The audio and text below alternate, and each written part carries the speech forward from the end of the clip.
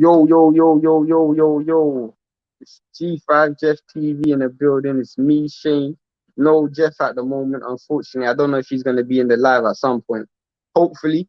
But if not, he's going to be in the comment section. But obviously, we're just here to tune in on the Canelo versus Caleb Plant, our final thoughts. You know, who's going to win? Who's going to, how can I say, who's gonna get the better of, like, who is gonna become undisputed. I think this will be the first Mexican undisputed champion at 168. I can't remember the last undisputed champion at 168. I think this is the first undisputed champion in the four belt era as well. So these guys are making history tomorrow. You know, I think the weigh-in is either now or sometime within the next hour or so. So I kind of wanted to see how both of these dudes weighed in, especially Caleb Plant, because he's the, I don't want to say the natural 168, but he's the one who is potentially the bigger fighter, you know. So I would have wanted to see the weigh-in. Conrad's in the building. Shout out to Conrad. What's up, bro? I was gonna ask you, when's the weigh-in? When's the weigh-in, Conrad? Because I don't know. And for those who are tuning in, this thing is not staying still. For those who are tuning in, uh, tune into g5ftv.com. Go to take your pick on the website and join the fantasy league. The prize is $500. Championship belt.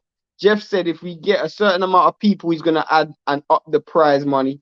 So what you want to do is, if you want to make sure you get the money, get all the prizes, go and sign up and get other people to sign up. Not only is it good for bragging rights between you and your friends, if you guys are always talking about who knows more about boxing or whatever, it's also if you want to up the prizes, because the more people that's in it, the more people, the more prizes we can do. And it's free to play. So you don't have to pay or nothing. It's free to play. G5ftv.com. Even if you don't know about boxing, it's free to play. So you can make $500. Why wouldn't you do that? Conrad Boxer says, there's one thing I heard no one talking about. I think Canelo wants to make a statement and win undisputed with a bang. Yeah, 100%. 100%. What's it called? He's gonna want to win it in style. I think he's also going to be looking at the fact that he's won his last two fights by stoppage. Obviously, there's a bit of needle between the two. You know, he's definitely gonna want to win it in style, and that's kind of, because I've never really spoken about how Caleb wins this fight. I'm gonna speak about it when more people come into the live, but that's gonna lead me to why I got my idea of how Caleb can win. I just watched the weigh-in on Mayweather's channel. How did the dudes look on the scale, bro? Because I didn't see it. I didn't see it. If you could let me know how they looked on the scale, that'd be dope.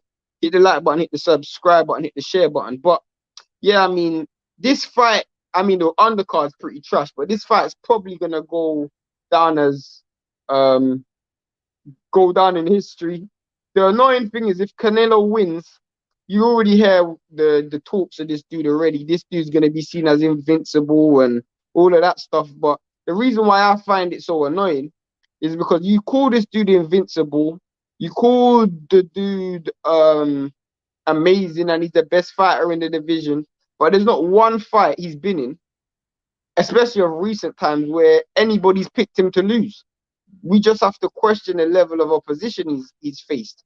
And any Canelo fan who's out there, you can challenge me on anything I say, because the truth is, this is a dude who doesn't, or who hasn't, always fought the best competition. Yeah, he's going for undisputed, but he was only going undisputed once Benavidez lost his strap, and once Zerdo Ramirez moved up to 168. I mean 175. When those dudes were fighting at the division with the belts, you were talking about you don't fight Mexicans. So I want people to put that into their head. Imagine if AJ said he don't fight black fighters when he was about to fight Wilder. Or imagine if Spence said he don't fight black fighters when he's about to fight Paul or Crawford. It doesn't look good. That's my point. It don't look good. You know, imagine if Devin Haney said he doesn't fight black fighters and he's supposed to fight Tank Davis or something like that. It's just not a good look. at the end of the day, champion's supposed to fight all comers. And this guy gets a pass for way too much things. But we're not gonna go on the Canelo hate too much. Quality was terrible, but Canelo 168 and Plant 167, I think. How did they look aesthetically? Like, did they look good? Did they look drained? It's really important for me because this is the first fight Canelo's going to be having at 168 pounds, where he's fighting a natural 168 pounder. You know, his last fight against Billy Joe Saunders, let's keep it real. The only reason why Billy Joe Saunders was fighting at 168 was because he was too ill-disciplined at 160. He was just not taking care of himself in between training camp, and he no longer had the nasal spray help. So to help make him wait for 160, so he ended up moving up to 168, and at 168 he looked trash. And at so and Callum Smith, he was, by his own admission, took the fight knowing that he wasn't a natural, he was weight drained. You know, he was definitely weight drained going into the Canelo fight. He was weight drained going into the John Ryder fight. So he wasn't a natural 168 neither. So if you think about it, and Kovalev, he put a rehydration clause on him. Danny Jacobs, he put a rehydration clause on him. So this is the first dude who's actually going into the ring with no weight problems. But I still don't think Caleb Plant has enough. But that is an interesting factor that will come into play. Stream was like 240p. Have to watch it back somewhere else. Yeah, nah, bro. I hear you. I didn't even watch it at all. I didn't watch it at all. I'm a bit upset, to be honest, because if I'm being dead serious, I kind of wanted there to be a better undercard. That's kind of one thing I hate about when Canelo has these fights. His undercards tend to be pretty trash. I remember there was one this year that wasn't that bad. I think they had Julio Cesar Martinez on it. I could be wrong. I think they had Julio Cesar Martinez on one of these undercards. That was a decent fight. But other than that, I don't remember this dude having good undercards, and I'm disappointed about that. But PBC tend to do that when they got a mega money fight like this. I want to know how much Caleb Plant's getting paid as well, because it'd be interesting to see if he would have got paid more in the zone. I know PBC was never going to send Caleb Plant over to the zone, but yeah, it's interesting to see. I don't remember the undercards of any Canelo fights. Yeah, bro. It is normally pretty shocking. I can't lie to you. It's normally pretty shocking. These undercards are pretty shocking. Conrad says yeah, I get you, bro. It's a bit difficult at this point because I actually really like Eddie Hearn when it comes to his undercards. He always tries to make his undercards a little bit good. I know the undercard for the Mikey fight was trash, but he tries to make his undercards good. Especially when he's out in the UK. I mean, sometimes his undercards are better than the main event. Those who are in the building, hit the like button, hit the subscribe button, and share. Drop a comment. I want to know what people think about their final thoughts on the fight. I do think, Conrad, going back to your point about Canelo trying to go out with a bang, Caleb Plant really needs to try and... Oh, someone's in the building. Oh, that's my general, my G, my broski, boxing first vlog. What's good with you, bro? What's good? Did you see the weigh-in, bro? Nah, man, I've been busy, bro. I just actually got to my girl house from work, so I ain't really been able to do. I ain't even upload my Friday fantasy fights, and Oh yeah. just to get, yeah, I had Costa against Josh Taylor. I'll probably still try to get that shit uploaded. That's a good fight. That's a real good fight. It's me, baby. It's me, baby. That's a real good So, fight. Hold it down for a second. I want to get a drink. what y'all talking about? Conrad, what we talking about, man? We're talking about Canelo, the weigh-in, methods of how Caleb Plant can win, stuff along those lines. Oh, so basically the same shit, but the main event. Ain't none of them other cards jumped off for y'all? Like, ain't nobody feeling none of the other fights on that undercard? Ray Bro, that Vargas. undercard is trash, bro. I mean, Ray Vargas fighting, you know what I'm saying, 34-0 or something like that. No, but this is the thing. I'm a big fan of Ray Vargas. Anybody knows me, I'm a big fan of Ray Vargas. But until Gary Russell decides to come off the milk carton and fighting, there's no point Ray Vargas fighting. This dude, the WBC ordered that fight so long ago, but Gary Russell ain't taking the fight. Ray Yeah. Vargas is Ray Vargas was the truth is Ray Vargas was champion at 122. He was champion at 122, WBC champion. They put him in recess, and it was unfair that they put him in recess because the dude he was fighting, I think, missed weight or something, and then he wasn't able to fight. I don't know what the complications were. He didn't end up making the fight. Then Ray Vargas ended up moving to 126 to fight Gary Russell, and they said they're gonna make him automatic mandatory, but they didn't make the fight. And I don't know what they're waiting for. Gary Russell's been holding the division behind. Gary Russell holding himself behind. Yeah, that's a fact. It wouldn't be no other fight for Ray Vargas in that division though. Like, even if they had to send him across the street, they do that with Ray Vargas? I mean, you still got the Navarrete fight. Ray Vargas versus Navarrete will be amazing. Oh yeah, that's still I guess they could still make a couple fights, but it wouldn't be this dude that's been in such a hiatus. Is he still a boxer? Like, I mean, I need to check what his occupation is now. Facts. That's a straight fact. Let me get through these comments. Conrad Boxes says, we're talking about Canelo. Yeah, facts. Miles Williams says, I think Canelo breaks him down round by round, ending up with a knockout. If Caleb wins, it's a decision. Bro, I don't know how he wins by decision because those judges, you already know where their money is.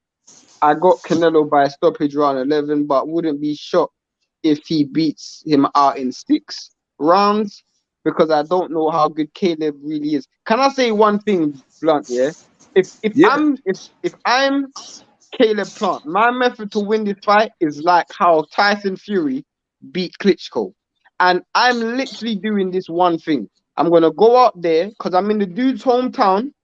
And a lot of those Mexican fight fans want to see action. I'm going to go out there and bore the place out. The moment I go in the ring, I'm going to move around, stick my tongue out, arms behind my back, make sure Canelo ain't hitting me, and literally make sure there's no action. The fans are going to react. Once the fans react, hey, bro, I'm going to hit you right back. I'll be right back in. Cool, bro. All right, cool, bro. The fans are going to react. And when the you want to drop Hold you on, up? Keita. He's gonna jump back in. The fans are gonna react, and when the fans react, that's when it's gonna work in my favor. Really and truly, you can win rounds off bravado. We see Fury do it when he fought Klitschko, where you just go out there, you kind of dance around, arms out, but arms behind your back, stick your tongue out, ollie shuffle, all of that stuff. Really and truly, you don't win. You win the narrative because to the perception of the judges and the perception of the fans is that you're controlling the pace of the fight. And if Canelo's not landing and you're not landing, you can give the round to the dude that's dictating the pace of the fight. And that's how I would do it. Try to frustrate Canelo because, as Conrad said, he's going out there for a knockout. And maybe he might create openings for counters. Maybe he might be over aggressive, especially if he hears the fans booing, especially if he hears the fans not really cheering. He actually might be over aggressive and walk into some shots and might create openings for you to get your offense off. That's how Klitschko lost to Fury, because he was in his hometown and he went out there and really won rounds purely and simply of not throwing anything of substance, but getting Klitschko to get frustrated. And we know, based on what we've seen, that Caleb can get Canelo frustrated. So I think that's something that Canelo can do. So you want Caleb to be a matador against Canelo? No, yeah, of course. Because at the end of the day, it's not like he can't. Canelo ain't got quick feet. Canelo can't catch him. If Caleb goes out there and starts running around the ring on some roller skating stuff, Canelo ain't catching the dude. That's a fact. Canelo ain't catching the dude. The only time Canelo's gonna catch him is when Caleb Plant tries to step forward and get his offense off. That's the only time. Canelo ain't catching Caleb. But the problem is can you run around the ring and win rounds? That's the problem. And if you're doing the right things and you're winning the narrative, you, like Tony Harrison done against Charlo, where to some people it's like he's controlling the round and the pace of the round just by you moving. You might not be landing nothing, but he ain't landing nothing on you either. I don't know if people understand what I'm trying to say, but yeah, run and yeah, basically, because what you gotta understand, Conrad, Canelo has to change his game if that happens. Because at the end of the day, if Canelo's going out there to put on a show, if he sees a dude running, he's gonna start reaching for shots, swinging wildly, reaching, loading up on punches, leaving himself open. You can get counters off like that. You can definitely get counters off like that. But if you just stand there, sit in a pocket, it's gonna be a bit harder. You know, you're gonna lose. The dude's gonna outwork you. He's gonna land his shot. So personally, I think that's the best way forward. I could be wrong, but that's how I would approach it. Because I don't think there's any other way Canelo can actually win this. Caleb can actually win this fight. He ain't gonna get Canelo going in reverse. He ain't gonna hit Canelo with something that's gonna knock him out. He ain't gonna be able to stay in the pocket and fight him. And I don't think he's got the long game in the sense that his punch accuracy and his punch pop is good enough to keep Canelo at the end of that jab. Because at the end of the day, he might be throwing those shots, but Canelo's good at making you miss with his head.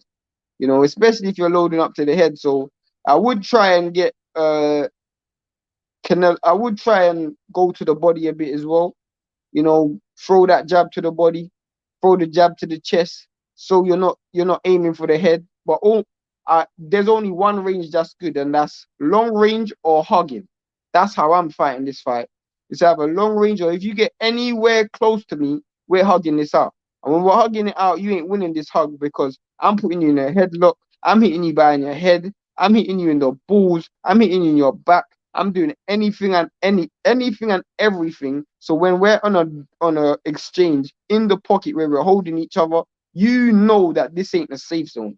And I'm just breaking the rules. And you gotta do that.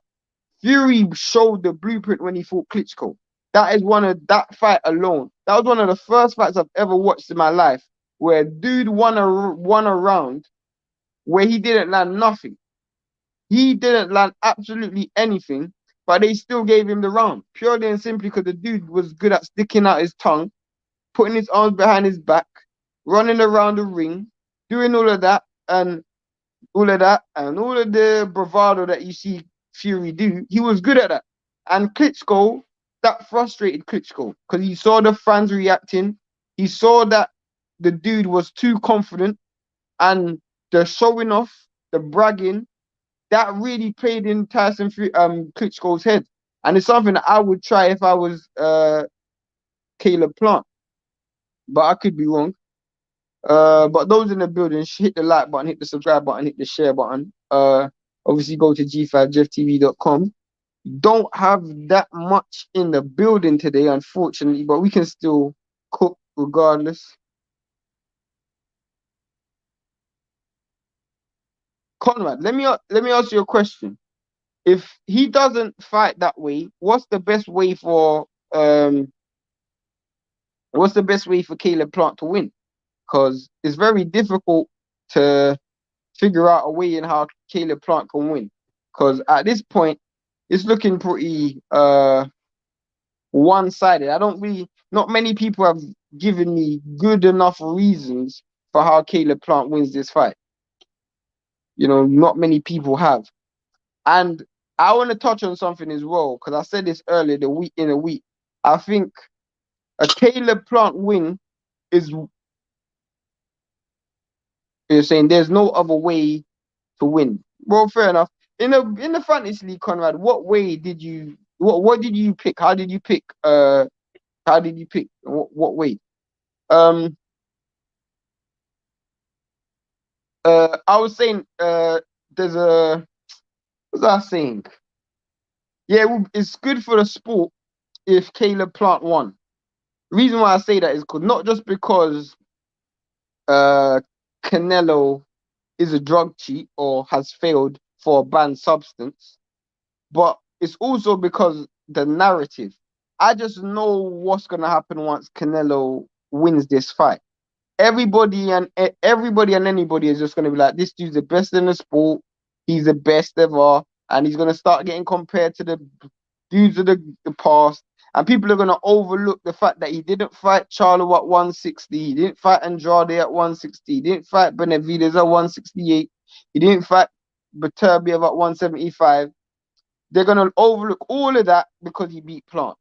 And to me, this dude had one of the easiest roads to undisputed. I think I think you look at Terence Crawford, he had an easy road to undisputed as well. But at least he had a dude like, at least he beat the best in the division. You know, the division at the time might have been weak, but you beat what put in front of you. Benavidez is obviously outside of Canelo the best in the division. Benavidez is and has the best resume outside of Canelo at 168. And that's just the facts behind it. Conrad says Canelo by 11 round TKO. I can see that. I won't. I personally haven't made my pick yet on the fantasy league. I'm thinking between knockout and um, I'm thinking between knockout and points. But I don't think Canelo is gonna knock Caleb Plant out. I'll be dead serious.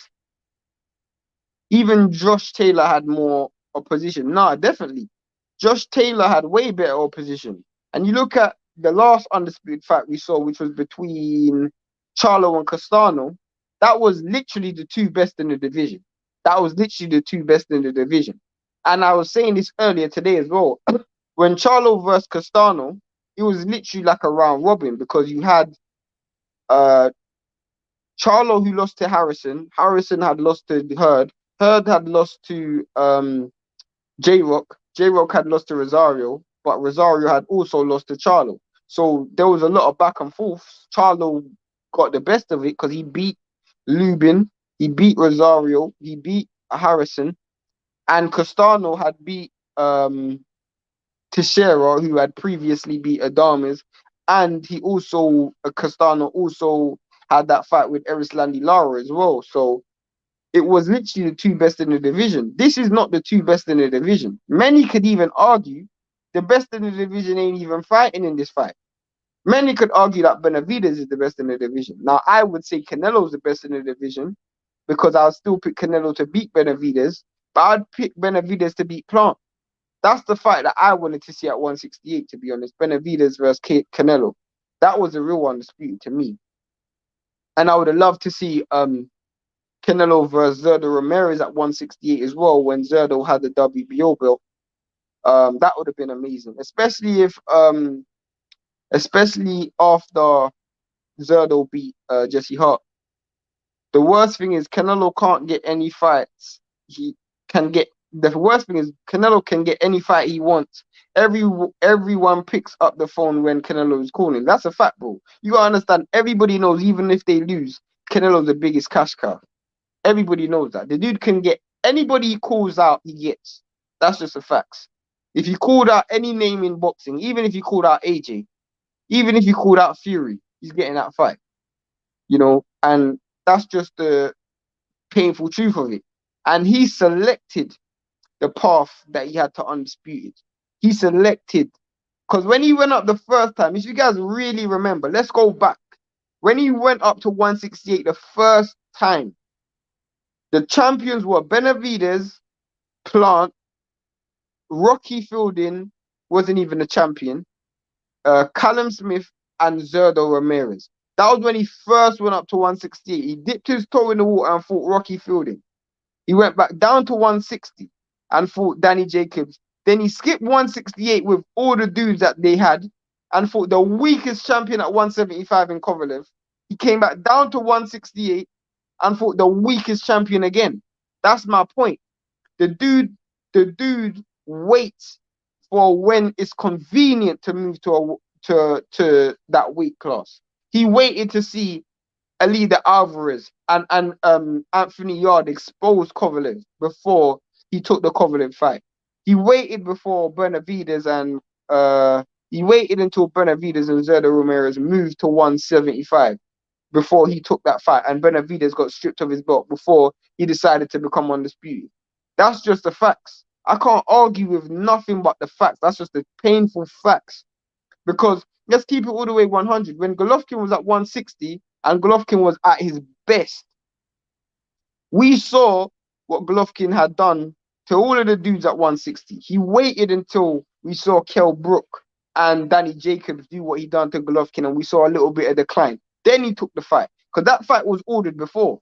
He could have fought Golovkin before. He didn't fight Golovkin before. So everything just seems nicely moved and perfectly set up for this dude's career. He's never really taken there's not one fight. There's not one fight in the last maybe 5 fights that he's had that I haven't picked him to be a winner. And the one fight that I didn't pick him to be the winner was the fight against Golovkin. And many argue that he lost that fight. So what does that say? I picked him to beat Saunders. I picked him to beat Plant. I picked him to beat Callum Smith. I picked him to beat Kovalev. I picked him to beat Jacobs. I picked him to beat everybody. I would probably still pick him to beat Benavidez, but that's a much better win. I'll probably pick him to beat Zerdo, but that's a much better win. I wouldn't pick him to beat Beterbiev, though. I'll tell you that for free. I don't pick Canelo to beat Beterbiev. And if there was other people in here in the live, I would have even said I don't pick him to beat Bivol, but I don't even want to get into that.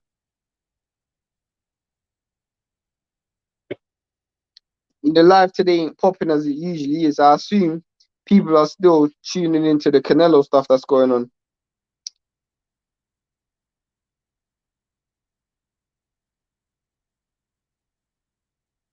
Those in the live, hit the like button, hit the subscribe button. Also, go to g5jeftv.com and make your predictions. I assumed that there would have been a little bit more people online at the moment. Unfortunately, there ain't.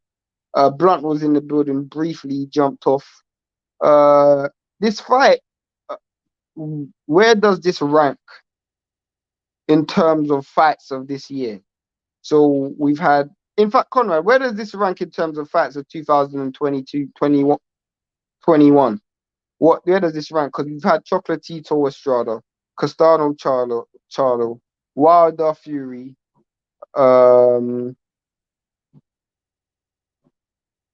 who else have we had? We've had Brandon Figueroa, Lewis Neri. We're gonna have Brandon Figueroa, Stephen Fulton. We had AJ Usyk. We're gonna have Crawford Porter. What else have we had? We're gonna have Murata Golovkin. What else? I'm trying to figure out fights you've had out this year. We're gonna have Marcus Brown Beterbiev. That's gonna be a good fight. Ooh. We've had Shakur Stevenson, Jamel Herring. I'm just trying to figure out fights we've had this year. 135, we're having Jojo Diaz versus Devin Haney. That was Haney versus Linares. We had Barrios versus Tank, and we're gonna have Tank versus Gonzalez, Isaac Cruz Gonzalez. And then what other fights have we had?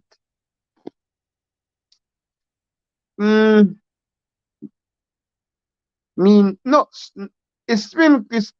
still been a lot of fights, but this fight wouldn't be it's not in my top 5 anyway. He'll probably fight Beterbiev when Beterbiev is 39. Bro, isn't Beterbiev 39 right now? I mean, he'd probably wait until Beterbiev shows a little bit more of a decline. Like, if Beterbiev struggles with Marcus Brown, he will fight Beterbiev. But if Beterbiev goes out there and waxes Marcus Brown and knocks him out in the first 2-3 rounds, which I assume is going to happen because Brown's real chinny. He's real chinny. I don't think he's taking that fight. I don't think he takes that fight. You know, the dude's real. He waits for the perfect time. You know, the best thing for me is I hope Beterbiev struggles with that fight and Canelo takes it, but Beterbiev struggles on purpose just so he can get the Canelo fight.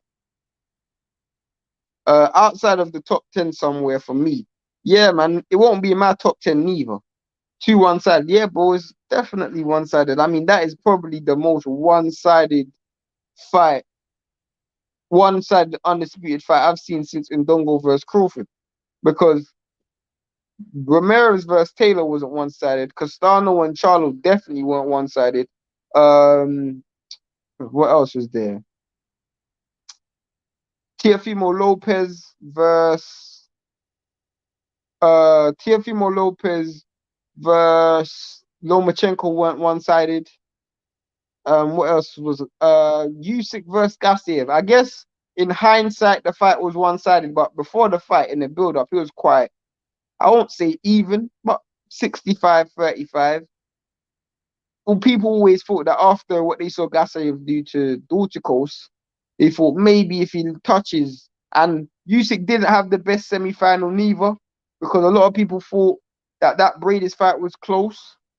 You know, so maybe a lot of people were thinking maybe we saw a little bit of vulnerabilities in Usyk. He got hit more than he's ever been hit in that fight. So maybe if Gassiev hits him, he might knock him out. But really and truly, in hindsight, it wasn't close at all. But that was more competitive in a build-up, and at least it was the best versus the best. Conrad Boxing says Beterbiev is 36 now. Okay, it's 36, so that means he's probably got like 2 more years at his prime, maybe 18 more months. He's probably got like, personally, I would love to see Beterbiev fight Marcus Brown and go and fight Joe Smith Jr. I wanted to see that fight this year, to be honest. Joe Smith Jr. was supposed to fight a homecoming fight in September or October, one of the months, and he didn't. He ended up catching COVID, unfortunately. I want to see him fight Beterbiev and the winner fight Bivol. I know they're lining Bivol up for Buatsi, but bro, Buatsi's got a tall mountain to climb versus Vlasov. And it'll be just like a British prospect to lose to English guy. I see you in the building. Shout out to you. How do you think the fight's gonna go? And English guy, have you made your fantasy league predictions yet? It'll be just like what was I gonna say? It would be just like an English prospect to lose at that level. We've seen it so many times. Like we saw that with Josh Kelly when he took a step up. We saw that with Luke Campbell when whenever he takes step ups. You know, we've seen it so many times in boxing where dudes take a step up and they just fall short. You know, if uh Boatsi's the real deal, he'll beat Vlasov. He'll beat Vlasov definitely. Conrad Boxing says 37 in 3 months. Hey, English guy in the building. Shout out to you, bro. Shout out to you. Yeah, English guy, have you made your fantasy league predictions? I probably won't be on here for long because it's not as popping as I thought it would be. Not as much dudes in the chat as I thought. I'm gonna put my prediction in tomorrow, mate. Oh, fair enough. I'm pretty drunk right now. That's funny. That's funny. I mean, to be honest, I want to see. I haven't really taken a look at what people predicted so far, but we've got a few new faces in the league this year as well. We got a few new faces this season. We got some new faces in the league. We've got people in the league who's really trying to trying to make a statement. They're really trying to fight for the money. So yeah, man. Where is everyone tonight? Bro, I don't know. It's a Friday night. I assume everybody's up. I mean, I must be the only one boring enough to still be at home on a Friday night. I think everybody's out or watching the Canelo stuff. So I probably won't be on here for that much longer. Maybe I'll give you another 5 minutes, 5 to 10 minutes. In this guy said, it's also true. What do you mean it's also true? I don't know what you mean by that. Bro, I don't know how you're drunk and you're still typing. That's crazy to me. Or maybe because dudes see that Jeff isn't in the live, so that's why. I also will be live for the Morrison and Zach Parker fight tomorrow, the Frank Warren show. I'm gonna be live for that. I want to actually watch that fight. That fight's interesting. I think it's a 50-50. I think Zach Parker, I mean, he's a good fighter, but ever since that Darryl Williams fight, I'll never forget that fight. Ever since that fight, I've never looked at the dude the same. Because I know he's undefeated, but he's lost the fight before. I'll probably get into that tomorrow because tomorrow that's when we're doing the live for that. It'll probably just be me again. But yeah, there's not so much people in the live today, so I don't really feel like there's a point in me staying on for that much longer. Um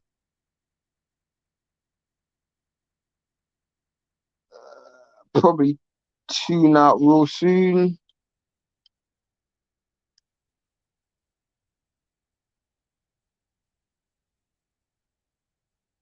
That Italian the zone card is on right now. Anything good on that? I think from what I remember, Fabio Turchi is on that card. Correct me if I'm wrong, but I think Fabio Turchi's on that card. I kind of like Turchi. He's a decent fighter.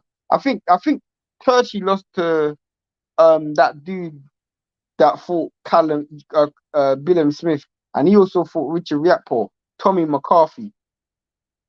I'm profession. I'm a professional, bro. Fuck it. I'm smashed? I don't know what you mean by that. I'll get on that live tomorrow, mate. I need to call it a night. Talk to you all tomorrow.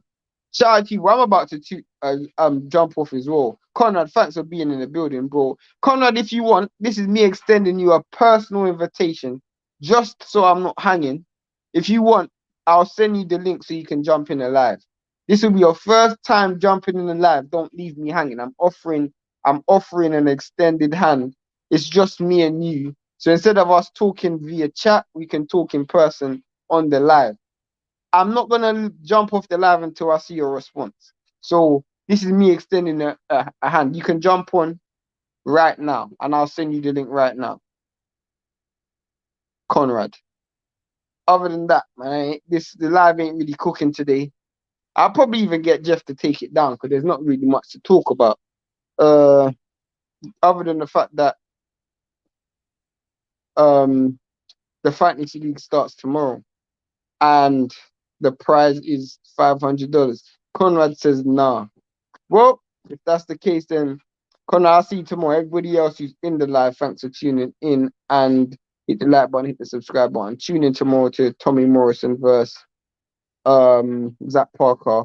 Not Tommy Morrison. Morrison versus Zach Parker's uh live watching them. And shout.